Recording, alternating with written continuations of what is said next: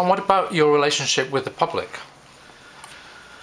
Well, I think that we had two kinds of public, the ones who came to us and we encouraged to come, and then there were the people we were reaching out to. And that became a more interesting challenge also as new technology made it possible. We created ICA Video, which recorded all the talks and made them available on cassettes and sold them all over the world. And they were also recorded and put in the National Sound Archive. I remember meeting, being in India, in Bangalore, and going into a public library and seeing ICA Talks videos there. And I was pleased and surprised the British Council had purchased them.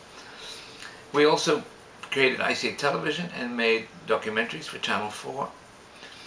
And but maybe most interesting, we realized that art work doesn't need to be in a gallery. I mean, we weren't the only ones to recognize, everyone else did, but it was a period when artworks could happen outside, and we had the resources and the skilled people to help make events happen elsewhere. There was Blame God, which is a series where we used public blackboards, well, not blackboards, advertising billboards to present work. We worked with an artist called Christopher Dietska and did projections onto public monuments.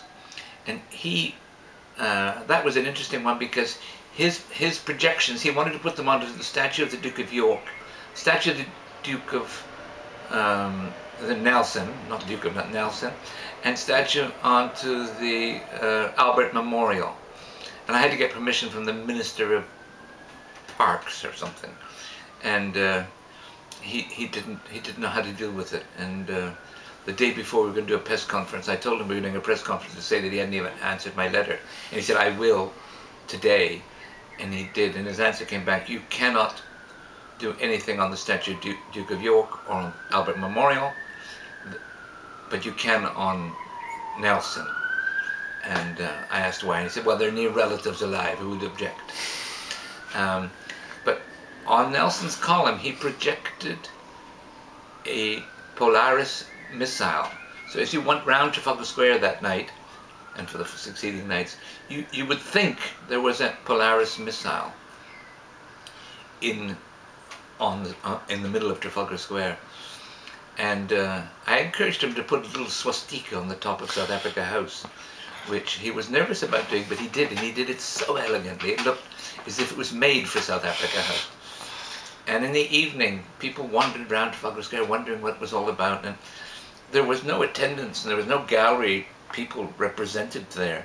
And the public were sometimes baffled and interested, and they kept going up to policemen and asking policemen what it was about.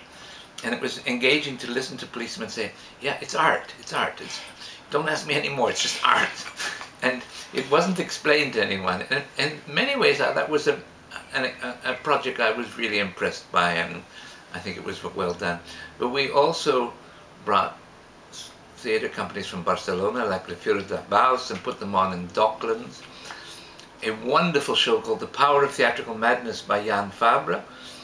We did it on a tiny little theatre, and there was such an interest that we decided to book the Albert Hall and present it in the Albert Hall. And we filled the Albert Hall. 8,000 people came. I got all my children to help sell programs, and they said they would never do it again after they'd done it. And I said, why? I said, well, we're embarrassed. The reason they were embarrassed was half the audience, or more than half the audience, left before the show was over.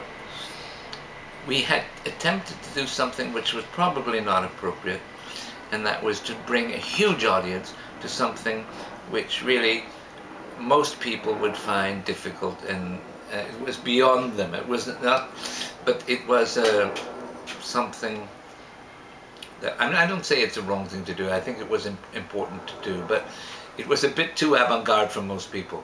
Also, a project called Intruders at the Palace, which was a presentation of David Bowie and La La La, a Canadian dance company, at the Dominion Theatre.